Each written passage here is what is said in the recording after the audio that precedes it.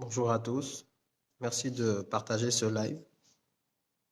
Je vais commencer par vous souhaiter joyeux Noël encore une fois. Joyeux Noël à tous, joyeux Noël à tous les Gabonais, toutes les Gabonaises, joyeux Noël à tous ceux qui écoutent ces vidéos, joyeux Noël à tous ceux qui n'ont pas de nationalité, joyeux Noël à tous ceux qui sont en mer en ce moment, joyeux Noël à tous ceux qui préparent peut-être une traversée de l'océan pour chercher un avenir meilleur, joyeux Noël à tous ceux qui sont à l'hôpital et qui assistent un proche. Joyeux Noël à tous ceux qui sont dans la douleur. Il y a 2 ans à peu près, à cette même période, je perdais ma grand-mère. Beaucoup d'entre vous m'avaient assisté à ce moment-là. Et depuis, j'ai perdu d'autres personnes importantes que vous avez également suivies. Et je pense à toutes les personnes qui ont perdu quelqu'un dans ces moments de fin d'année. C'est jamais le bon moment pour perdre quelqu'un, mais c'est encore plus lorsque c'est la fin d'année. Parce que quand on renouvelle l'année, quand une nouvelle année arrive, on se dit qu'on aura tous ses proches avec soi. On se dit soi-même qu'on sera là, mais c'est pas le cas de tout le monde. D'abord, j'ai une petite pensée avant de parler du sujet que j'ai annoncé, j'ai une petite pensée pour un ami qui nous a quittés il y a quelques jours, Djubai Mourende, avec qui j'étais à IAI et qui est devenu un informaticien incontournable partout où il est passé, qui était également un acteur du milieu artistique et de la musique au Gabon. Donc, c'est toujours difficile d'apprendre que quelqu'un de ta génération, avec qui tu as fait tes classes, part comme ça, en plus la veille de la nouvelle année. Donc, j'ai une petite pensée pour sa famille. Et beaucoup d'entre eux sont d'ailleurs aussi activistes et suivent souvent nos lives. Certains seront peut-être connectés sur ce live. Vraiment une pensée pour Joe qui nous a quittés ces derniers jours. Voilà. Je pense aussi à tous ceux qui sont heureux, ceux qui ont reçu des événements heureux, ceux qui ont eu des enfants, ceux qui ont peut-être un nouveau job, ceux qui ont changé de vie, toutes ces personnes-là pour qui l'année 2019 et l'année 2020 qui arrivent sont des années qui sont prometteuses. Donc, ça c'est très bien aussi. Nous cherchons tous le bonheur. Et c'est ce bonheur qui nous fait courir, même si le bonheur s'accompagne souvent de certaines tristesses. Donc, c'est important de continuer à garder le cap. C'est ce qui nous permet de tenir. Comme disait quelqu'un, la vie ici-bas est un enchaînement d'événements dramatiques qui sont ponctués d'événements joyeux. Donc, je retiens cette définition. Il n'y a rien qui fait que la vie soit joyeuse. C'est nous qui essayons de mettre de la joie dans la vie. Voilà. Bon, une fois que c'est dit, merci de partager le live. On va parler aujourd'hui de l'actualité. Je vais parler rapidement de l'épisode Billy Binze avec un angle qui est le mien. Et puis ensuite, je vais vous parler de l'affaire du capitaine Emma Ambina qui a été tué dans la nuit de samedi à dimanche dernier, donc 21 au 22 décembre, qui est également un drame supplémentaire pour sa famille et de manière générale pour la nation parce que nous perdons quelqu'un à la face du monde. Nous sommes spectateurs de quelque chose que nous ne comprenons pas. Je vais essayer d'aborder la chose en posant quelques questions et en vous apportant quelques découvertes dans le strict respect d'une certaine confidentialité, mais surtout au fur et à mesure que l'enquête va avancer, en tout cas ce que j'appelle une enquête citoyenne, je vous donnerai des informations. Aujourd'hui, je ne vais faire que poser quelques questions, d'accord? Et puis essayer de parler de quelques éléments qu'on a découverts. Donc commençons par l'affaire Billy Binze. Alors, ceux qui ne savent pas, c'est que Billy Binze, c'est le chantre, c'est le modèle, c'est le représentant, c'est la médaille suprême, c'est l'homme qui incarne le Mogabo. D'accord? Donc, les opportunistes du Mogabo voient en Billy Binze tout ce qu'ils devaient voir de mieux pour leur mouvement. La personne qu'il faut suivre. Le gars qui s'est tellement changé de veste qu'à chaque conseil des ministres, même quand on le donne mort, il peut toujours ressusciter. Alors, en plus de ce qu'il a dit sur RFI, qui était déjà choquant, parce que venir dire comme ça, sur les antennes d'une radio internationale, qui est suivie comme elle l'est aujourd'hui, qui n'est pas une radio africaine ni panafricaine, elle est au-delà, venir dire que le messager très intime, tel que l'a surnommé Franck Nguema, la personne qui parlait à l'oreille d'Ali Bongo, Ali Bongo 1, Ali Bongo 2, Ali Bongo 3, Ali Bongo mort, vivant, tout ce que vous voulez. L'homme qui parlait à l'oreille d'Ali Bongo, l'homme qui était dans l'intimité, hein, et ce mot-là est très fort, parce que ça veut dire ce que ça veut dire, que cette personne-là faisait cette tournée-là pour lui-même et qu'ils l'ont découvert à la fin, suite aux nominations qu'il a faites après la tournée. Le Gabon fait déjà honte, malheureusement, à cause de ses dirigeants, mais encore une fois, un dirigeant qui dit des choses qu'il dit là, je ne sais pas s'il réalise à quel point il salit l'honneur de la nation. Je ne sais pas si, aujourd'hui, les gens qui parlent du Gabon sur l'espace public et qui sont aux affaires, parce qu'il est quand même ministre des Affaires étrangères, c'est un diplomate, qui a un certain art, normalement, qui devrait avoir l'art de choisir ses mots. Venir dire sur l'espace que ce que n'importe quel élève du CP1 aurait pu voir, ce que les bêtes activistes que nous sommes, ce que les bêtes personnes du village, les bêtes personnes des quartiers populaires voyaient déjà. Tout le monde voyait ce que Farjon faisait, sauf la personne qui l'a désigné messager intime, celle dont il était si intime qu'il était le messager intime, sauf Billy Binze, ministre des Affaires étrangères, sauf Sylvia qui partage la couche d'Ali Bongo jusqu'à preuve du contraire, sauf les ministres, sauf le Premier ministre, tout le monde, sauf eux. C'est quoi le QI dont vous êtes en train de nous dire que vous faites preuve? Vous avez quel QI? Quel quotient intellectuel faut-il vous affecter? Comment ça marche en fait? Même les émissions des chaînes panafricanistes parlaient des prétentions présidentielles de Farjon. Je dis bien nous les activistes, bête, ma boule, dont la tête est creuse. Et tu viens dire ça sur RFI. Et tu dis même, c'est pire, que vous avez compris qu'il avait des prétentions présidentielles au moment où il a fait les nominations après la tournée. C'est grave ça.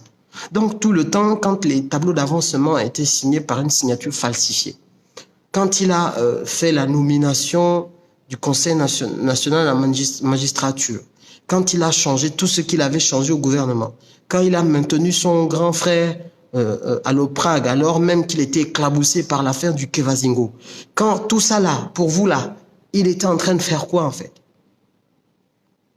Merci de partager le live. Donc, quand on est doté de quelqu'un comme ça, là, on va où? On va nulle part. Et c'est vous qui allez encore demain chanter les louanges de cette personne. Mais je sais que vous ne l'aimez pas, et il le sait très bien. C'est pour ça qu'il est dans son rôle. Mais là, bon, il vient encore de démontrer qu'il a un QI vraiment pas très élevé. Et comme toutes les personnes qui lui ressemblent. Ça ne me regarde pas, c'est son problème. Alors quand même, juste je vous disais que j'aimerais vous donner un angle de vue. Il y aura un gouvernement en janvier, le fameux gouvernement dont Nzoba a parlé de salut national. Bon, ils ont contacté plusieurs opposants. Comme je vous l'ai dit, la ligne rouge, ce sera la participation à ce gouvernement. Mais je continue. Lors de la distribution des postes de ce gouvernement, vous ne voyez pas que Billy Binze essaye déjà de se positionner, clairement. Attention, vérifiez bien ceci. Le prochain ministre de l'Intérieur du Gabon en 2020, ce sera lui, le ministre qui va écraser la population gabonaise. C'est le ministre qui va donner les ordres de liquidation des gens en 2020. Parce que 2020 est une année particulière pour le Gabon. Retenez ce que je vous dis. Même si on ne parle jamais du futur, je vous dis que 2020 risque d'être une année particulière. Celui qui va occuper le poste de ministre de l'Intérieur, et c'est ce que Billy Binze cherche, soit la primature, soit le ministère de l'Intérieur. S'il obtient l'un ou l'autre des rôles, sachez que lui là, comme il est capable de dire tout et n'importe quoi, de faire tout et n'importe quoi tant que ça lui profite à lui, son clan et à son Mogabo, il sera vraiment pire que tous les autres, capable de tout contre vous les Gabonais. Ne prenez pas à la légère les chansons que Billy Binze vient chanter sur la place publique. Ne prenez pas à la légère le rôle qu'il joue depuis qu'il est aux affaires au Gabon. Ce n'est pas un petit rôle que Billy Binze joue. Il est capable de vendre père et mère, de tuer tout le Gabon au nom de ses intérêts. Il n'en a rien à faire. C'est pour ça que cet opportuniste-là, malgré les gouvernements, il est en place. Il sait comment se faire petit quand il est vraiment pourchassé et il sait comment revenir en force quand le système a besoin de lui. Voilà comment il s'en sort toujours gouvernement après gouvernement. Et je peux vous dire qu'aujourd'hui, lui là, il est capable de pire, de tout ce qu'on a vu de pire en 2016, il peut faire 10 fois pire que ça. Sans sourciller, sans aucun remords, il n'en a pas. Voyez ce qu'il vient de dire. Voyez ce qu'il a dit en 2016. Voyez quel rôle il a joué quand il était porte-parole de la présidence. Vous-même, vous voyez cet homme comment? Vous-même, vous le voyez comment? Voilà les gens dont l'hymne national du Gabon parle. Perfide, trompeur, sorcier, sémeur de poison. Il est capable de tout. Et il l'a prouvé lorsque, sortant de prison, il a été blacklisté parce qu'à cause de tout ce qu'il a fait au Naondo. Il a été capable de tout. Il allait. Comment a-t-il supplié Bongo pour revenir aux affaires? Posez-vous les questions. Lui ainsi que tous ceux qui sont avec lui au Mogabo, tous les Mekam, toute la clique, tous les Mogabistes ont la même ADN que Bidé Binze, le même ADN, pardon. Ils ont le même ADN. Ils partagent les mêmes choses. Ils sont jumeaux, même père, même mère. Ils sont capables de tout. Et ce sont les personnes, là, remarquez bien, ce sont les mêmes personnes qui sont là depuis 2009 et bien avant. Comme par hasard, tout le monde bouge.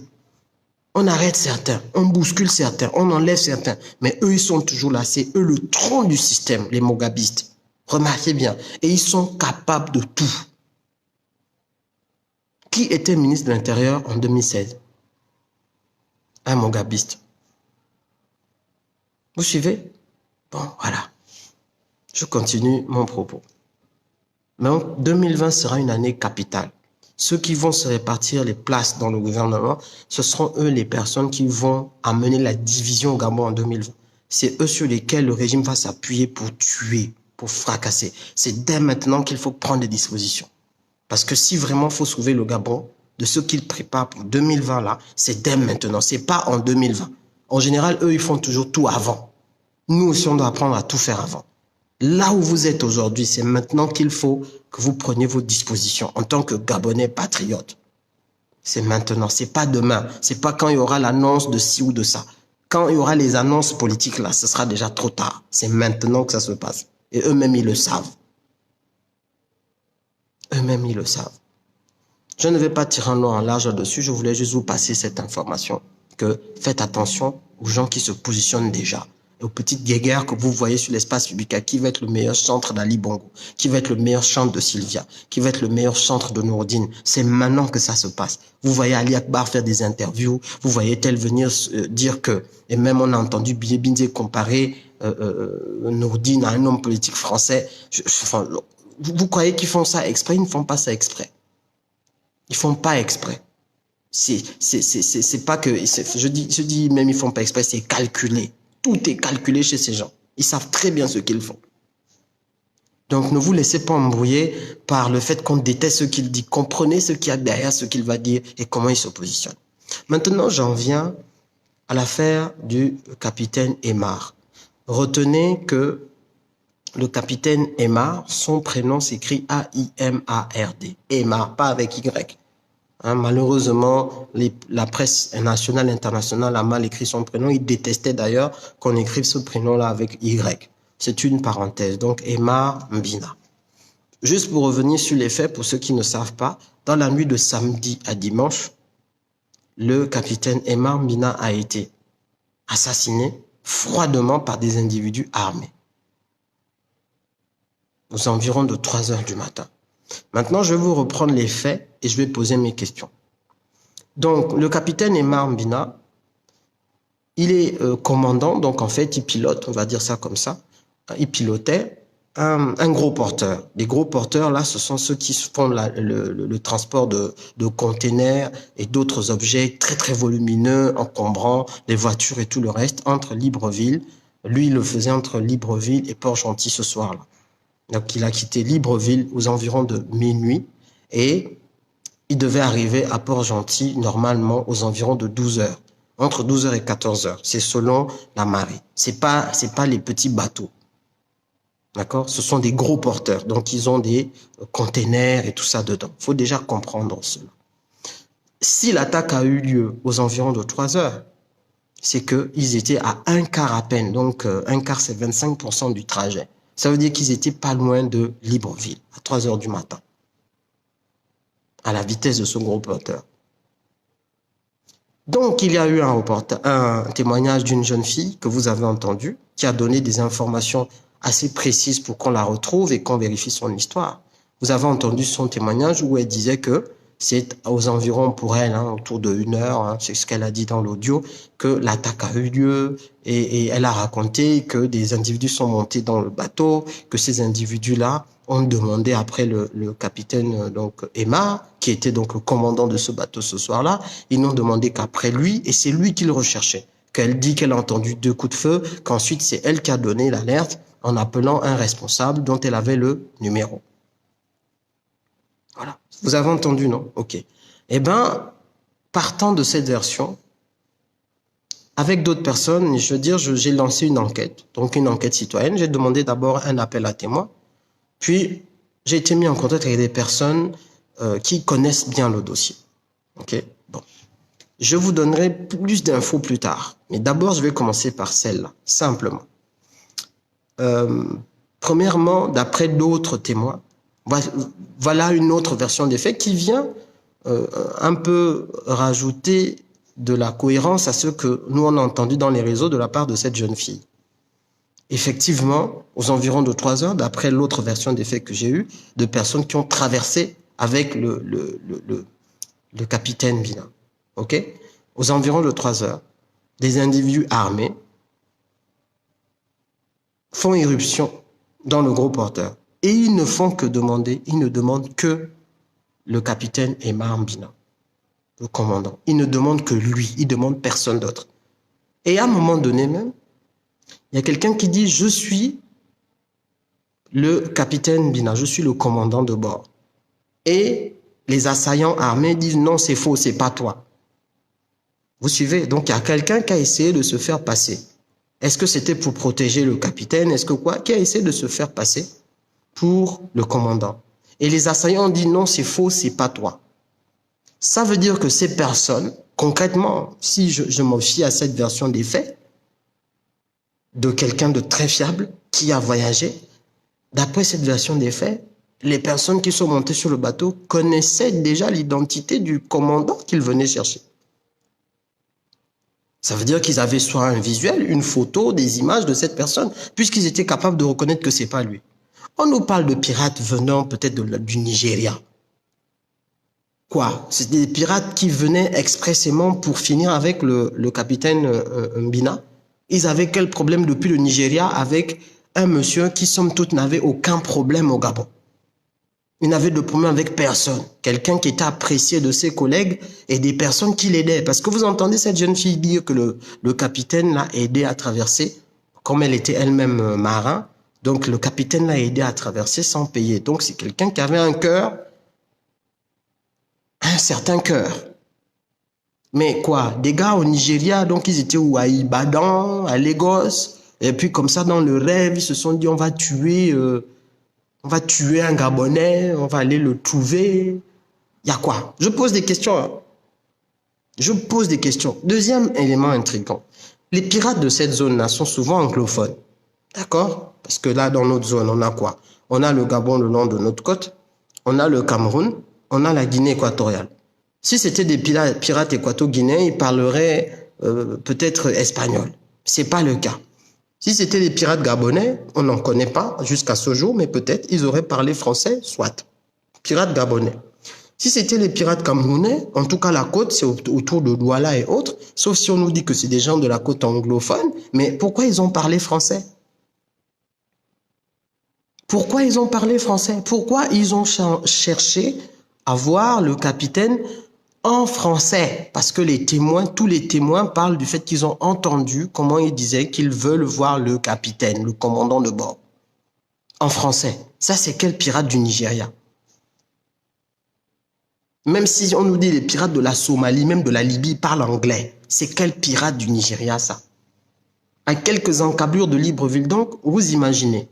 Des gens qui seraient venus du Nigeria, ils vont attaquer carrément dans la zone où se trouve la Pointe de Nid, parce que c'est plutôt par là-bas.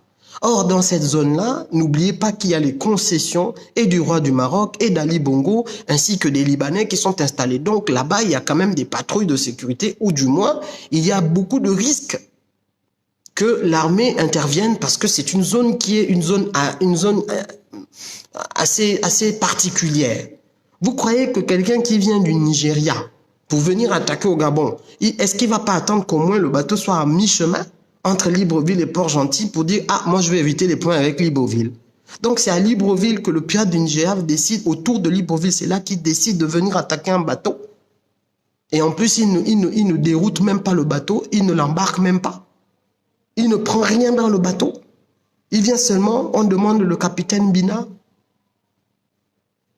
Je continue les témoignages. Donc, à un moment donné, le capitaine apparaît, et là, d'après la jeune fille, 2 coups de feu, et d'après l'autre témoin qui a été, dont j'ai recueilli le témoignage, il entend juste des coups de feu. Ils ont essayé d'ouvrir certaines cabines du bateau. Parce qu'il y a plusieurs cabines dans le bateau, c'est des gros porteurs. Ils ont essayé d'ouvrir certaines cabines, mais elles étaient fermées parce qu'ils cherchaient vraiment le commandant Bina lui-même. Ils le cherchaient lui. Donc ils ont essayé d'ouvrir, jusqu'à ce que le commandant lui-même s'est présenté, puisque c'était quelqu'un de responsable. Qu'est-ce qui se passe? Donc ils l'ont assassiné comme ça. Vous avez vu les images de ce bateau à l'intérieur. Je ne sais pas si c'était ça, mais d'après les informations recueillies, c'est ce qui a été envoyé comme image du bateau. Il y avait des impacts de balles. Donc il a été abattu. Il a été abattu. Pourquoi? La famille pose la question. Le Gabon pose la question. Les amis posent la question. Les collègues posent la question. Pourquoi? Moi, je pose la question ici. Pourquoi? Quelle était cette mission commando spéciale pour abattre un monsieur qui s'appelle le commandant, ou le capitaine, en tout cas c'était son grade, Aimar Mina? C'était quoi l'idée derrière?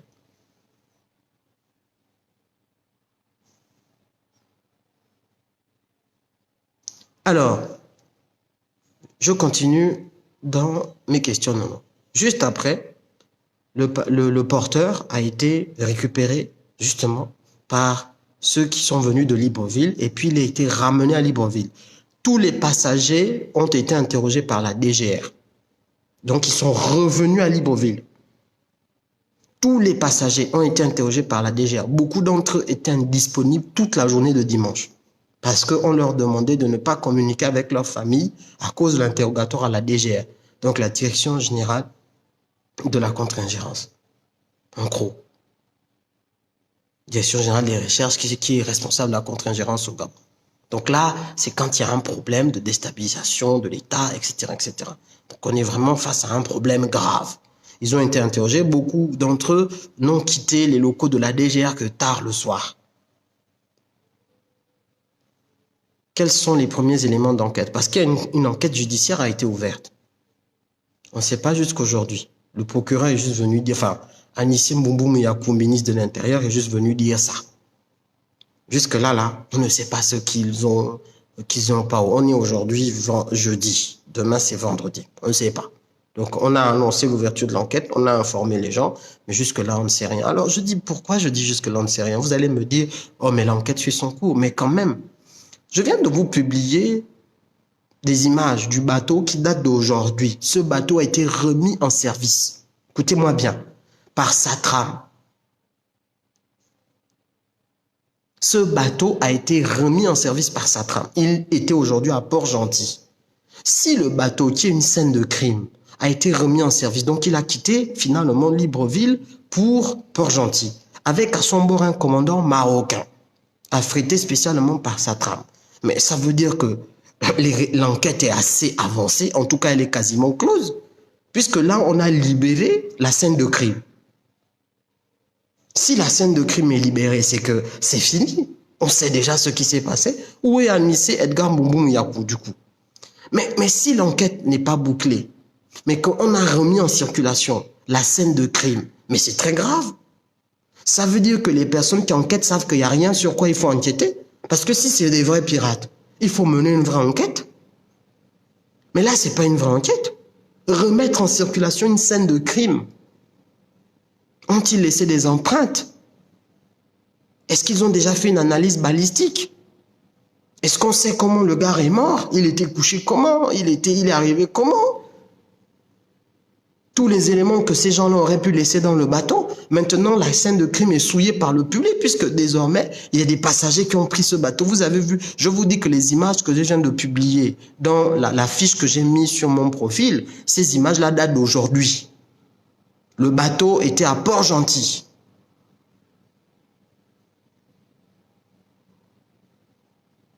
Il a été remis en circulation et c'est désormais un commandant marocain qui le pilote. Une scène de crime. On est jeudi, c'est 5 jours, vous comptez. Dimanche, lundi, mardi, mercredi, jeudi. 5 jours à peine après le crime. On remet la scène de crime à disposition de Satram qui y met du public pour le transport, comme si de rien n'était. Mais donc, en fait, il n'y avait pas de problème. Donc, il n'y a pas eu de pirates dans ce bateau, en fait. C'est ce que vous êtes en train d'essayer de nous dire, là. Il n'y a pas de quoi faire une enquête. Merci de partager le live. Mais s'il n'y a pas de quoi faire une enquête, c'est que vous savez ce qui s'est passé et que vous n'avez même pas besoin d'enquêter. Mais si vous savez ce qui s'est passé, mais c'est très grave. Ça veut dire que tout ça était quoi? Prémédité, prévu? Moi, je ne fais que poser des questions. Et comme on le dit enfant, une question ne doit pas amener quelqu'un au tribunal. Parce que c'est ça, il faut bien analyser les éléments, l'histoire. Alors, je me pose une autre question. Il y a, je ne parle pas au conditionnel, il y a un autre bateau de Satram qui, lui, qui a subi la même attaque, cette fois-ci dans les eaux territoriales camerounaises, aux environs de Douala, qui partait de Douala vers Libreville cette fois-ci. Et ce bateau-là, pareil, il a été attaqué. Je ne pense pas qu'il y ait eu mort d'homme, mais le bateau est reparti à Douala. Je dis, hein, il se passe quoi en fait? Satram. Il y a quoi dans Satram là? Pourquoi, dans la même période, toutes ces attaques sur des bateaux Satram? Mais je me suis aussi posé une question. Du coup, ça veut dire qu'en fait, c'est les bateaux Satram qui étaient visés. Mais donc, en fait, les pêcheurs là, les pêcheurs chinois là, au fond, on les a kidnappés pourquoi? En général, on efface les preuves lorsqu'on s'est fait voir par quelqu'un. Lorsque quelque chose s'est passé, vous arrivez, vous avez des témoins, il ne devait pas y avoir des témoins qui connaissent la personne, qui connaissent ce qui se passe, vous voulez les faire effacer. Est-ce que les Chinois, les pêcheurs chinois ont vu quelque chose? Est-ce qu'ils ont essayé de communiquer avec leur ambassade ou avec leurs autorités? Pourquoi la Chine, alors qu'elle a toujours un devoir de réserve, va faire publier par le canal des médias chinois le fait que ces ressortissants étaient enlevés et qu'il faut que toute la lumière soit faite là-dessus? Alors que d'habitude, les Chinois sont très réservés et qu'ils règlent leurs problèmes en dessous. Ils vont même... Vous n'avez pas encore entendu, malgré les bastonnades, les machins, les bagarres qu'il y a souvent entre les Chinois et les Gabonais, vous n'avez pas encore entendu les diplomates chinois se prononcer ou bien les chaînes internationales chinoises. En général, ils laissent la diplomatie gérer ça en bas. Pourquoi, de manière inédite, on voit la Chine monter au créneau? Parce qu'il y a un média chinois en français, je pense, hein, parce que j'ai écouté ça, je ne sais pas si c'est parce que j'écoute l'anglais, mais en tout cas, il y a un média chinois dont j'ai regardé le reportage qui disait que toute la lumière doit être faite sur l'enlèvement de 4 de ces ressortissants au Gabon. Qu'est-ce que ces Chinois ont vu? Est-ce qu'ils ont vu quelque chose? Est-ce qu'ils savent quelque chose? A-t-on voulu les effacer? Qu'est-ce qui se passe? Parce que d'après l'information, c'était des pêcheurs. On ne va pas dire que les pirates, d'habitude, quand ils s'attaquent aux gens, normalement, c'est des pétroliers où ils font du kidnapping pour la rançon. Elle est où la revendication de l'acte? Zéro. Les pirates revendiquent souvent leurs actes et ils demandent, lorsqu'ils prennent les gens en otage, ils demandent une rançon. Leur but, c'est pas de tuer, leur but, c'est de racketter. Elle est où la demande de rançon des Chinois? Zéro, nénon à nénon. Donc, s'ils attaquent un bateau de pêcheurs et qu'ils kidnappent les gens, ils n'attaquent pas pour la cargaison de pêche. Les pirates, ils s'en foutent, ils peuvent pêcher s'ils veulent.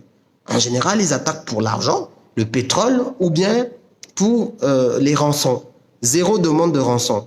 Il n'y avait pas de pétrole dans les bateaux de pêche chinois. Ils ont attaqué les Chinois là, pourquoi? Je ne fais que poser des questions.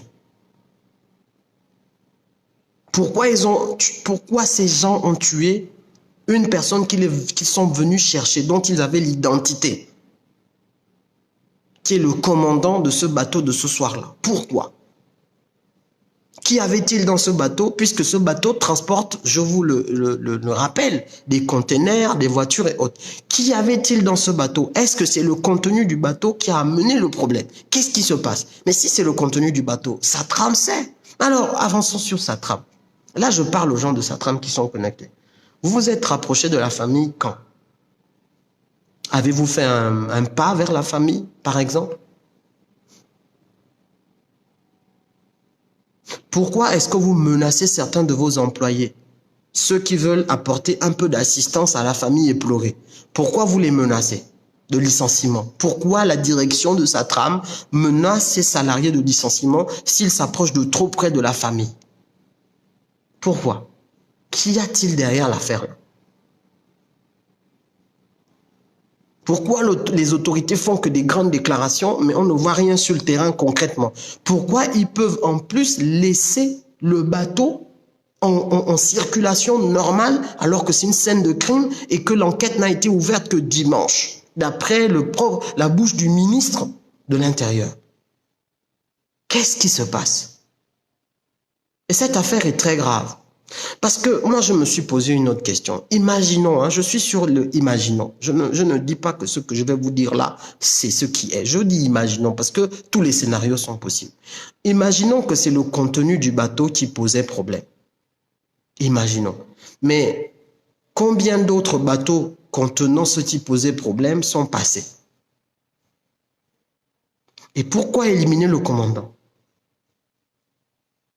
Depuis combien de temps des contenus pourraient poser problème dans ces bateaux cargo? C'est des questions que je me pose. Si le scénario nous amène vers le fait que c'est le contenu qui pose problème parce qu'ils n'ont pas attaqué un bateau qui transportait des gens, juste des gens, non. Ils ont attaqué un bateau, c'est ça qu'il faut relever. Un bateau qui transporte des gens de nuit, mais surtout qui transporte des marchandises. Des containers. Il y avait quoi dedans? Toutes les hypothèses sont ouvertes, mais l'enquête continue. Il y a juste une remarque que je vais faire par rapport à l'histoire du transport de la cargaison d'or, soi-disant. Je vais poser deux questions à ceux qui ont avancé cette hypothèse. Je ne dis pas que cette hypothèse est fausse. Encore une fois, toutes les hypothèses sont ouvertes puisqu'on a affaire à des autorités qui mentent. Mais je vais poser deux questions. Dans l'hypothèse que non, il y a 60 tonnes d'or qui ont été transportées par le truc de sa trame et que le commandant de bord, donc le capitaine Aymar, aurait refusé le transport, que du coup, le refus aurait entraîné la peur de la part de Sylvia et de ses proches que l'affaire s'ébruite sur les réseaux, que du coup, c'est ce qui a fait qu'on tue le capitaine Aymar. Moi, j'aimerais poser deux questions à ceux qui ont émis cette hypothèse. La première question, c'est si vous voulez pas qu'une affaire s'ébruite sur les réseaux, mais vous n'allez pas faire éliminer la personne, puisque c'est en éliminant la personne que vous allez même faire que l'affaire s'ébruite non seulement sur les réseaux, mais à l'international. Donc c'est un peu bizarre. Je crois que si le mobile c'est or, on ne veut pas que l'affaire s'ébruite, donc le fait que le capitaine Aymar aurait, là je parle au conditionnel par rapport à cela, aurait refusé de transporter cet or ou qu'il aurait déchargé. Mais si c'était ça que Sylvia, parce que c'est ce que les gens disent, c'est Sylvia qui aurait fait ça, mamie, je ne dis pas que c'est faux, mais je pose des questions. Mais ça, là, on pose un acte qui va plutôt faire en sorte que l'affaire s'ébruite, puisqu'aujourd'hui, ça dépasse même les réseaux sociaux gabonais, c'est au niveau international. Donc, je me pose des questions. Et la deuxième chose que je me dis, c'est que je sais, de sources sûres, que le roi du Maroc préfère lui-même transporter son or quand il arrive au Gabon. Parce que cet or est transporté par hélicoptère depuis les mines jusqu'à Libreville. Et puis de là-bas, le roi, quand il arrive une fois tous les 3 mois, il préfère lui-même avec ses cargos, puisqu'il a des avions cargo, puisqu'il transporte lui-même ses hélicoptères. Sachez que le roi du Maroc, quand il arrive à Libreville, ces derniers mois, ces derniers voyages, il vient lui-même avec ses hélicoptères dans des cargos. Donc ça veut dire concrètement qu'il a de quoi transporter des tonnes d'or lui-même. Quand tu es dans ce genre de trafic, tu ne veux pas que ce qui t'est le plus cher soit géré par des gens qui sont par des transports qui sont civils. Tu veux toi-même gérer. Donc c'est un peu bizarre comme version. C'est un peu bizarre comme version de dire ça.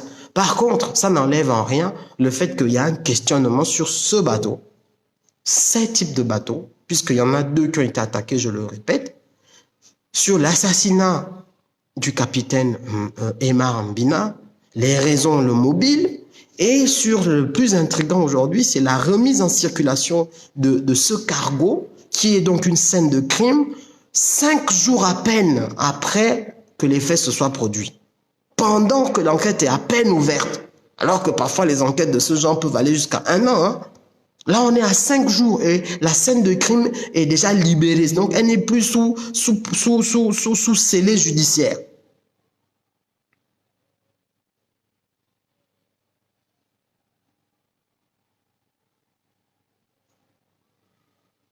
Donc, moi, je pose plein de questions.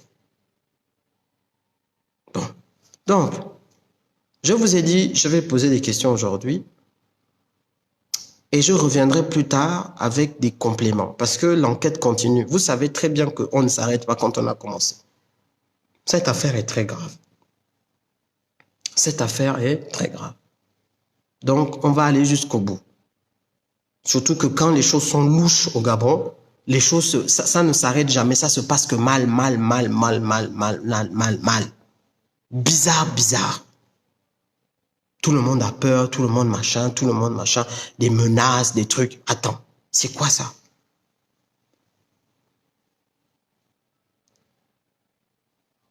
Jusqu'aujourd'hui, là, les fameux pirates, la personne ne les a vus, nénon. Jusqu'aujourd'hui, il n'y a pas eu de revendication de l'enlèvement. Il n'y a pas eu de demande de rançon des Chinois. On ne sait pas ce qu'ils sont devenus. Les médias chinois ont demandé des informations et ils ont demandé que toute la lumière soit faite sur l'enlèvement de leurs ressortissants. Ils sont où? Avec tous les moyens satellites que le Gabon a payés. Hein? La base de surveillance se trouverait au niveau de la zone économique de Nkok. Hein? À coup de milliards que vous avez payé, des centaines de milliards même s'il le faut. Jusque-là, pas de trace du pirate, même pas une photo satellite du pirate là, ou des bateaux rapides là, rien. Alors que vous avez les visions de nuit, les infrarouges, les drones, les satellites, tout ça mélangé en poutoulou. Aïe.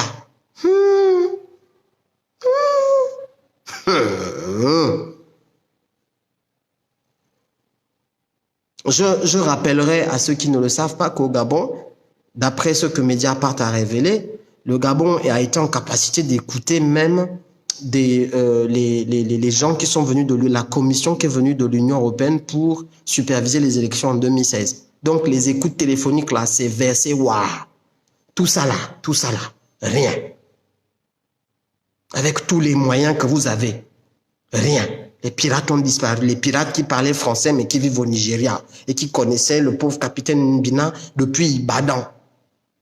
Depuis Lagos, ils ont quitté là-bas, ils avaient rêvé du capitaine Mbina en français. Ils ont rêvé de lui en français. Ils sont venus le demander dans son bateau en français, en plein à côté de Libreville, là où tout le monde doit avoir peur que non, pas là. C'est là qu'eux, ils viennent. Et c'est la première fois qu'ils le font dans les eaux territoriales gabonaises. C'est même pas sur les eaux internationales. On va dire que non, on va pas permettre au Gabon d'intervenir puisqu'ils ne peuvent pas intervenir facilement sur les eaux internationales. C'est carrément dans les eaux territoriales gabonaises.